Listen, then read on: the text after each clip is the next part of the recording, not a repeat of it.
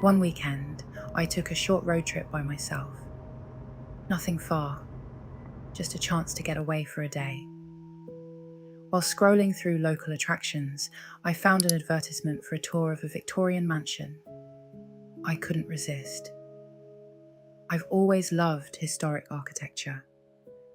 Modern buildings are nice, but old houses have personality. Every staircase, every carved doorway, every stained glass window feels like it's hiding a story. When I arrived, the mansion was even more beautiful than the photographs, perched atop a hill beneath ancient oak trees. I was the only visitor that afternoon. The first 2 floors were lovely, but the third felt different. Heavier, older. At the end of a faded green hallway stood an enormous grandfather clock, its dark wood carved with twisting roses, vines, and strange symbols. Half hidden among the details were worn words I couldn't quite read. "Don't touch the clock," the tour guide warned sharply behind me.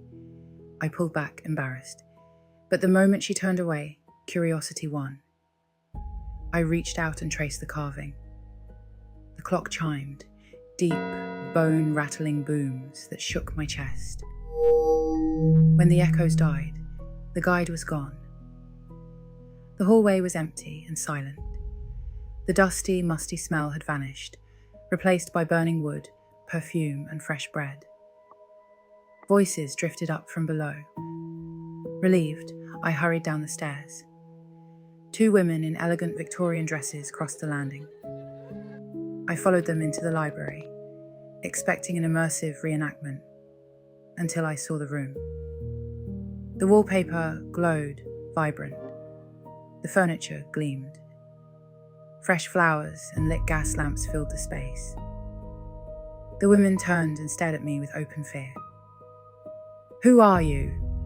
one demanded. "I'm here for the tour." They exchanged glances. "It's the new help," the older one whispered. "Meredith is in the kitchen. Report there immediately." Panic surged. This wasn't a tour anymore.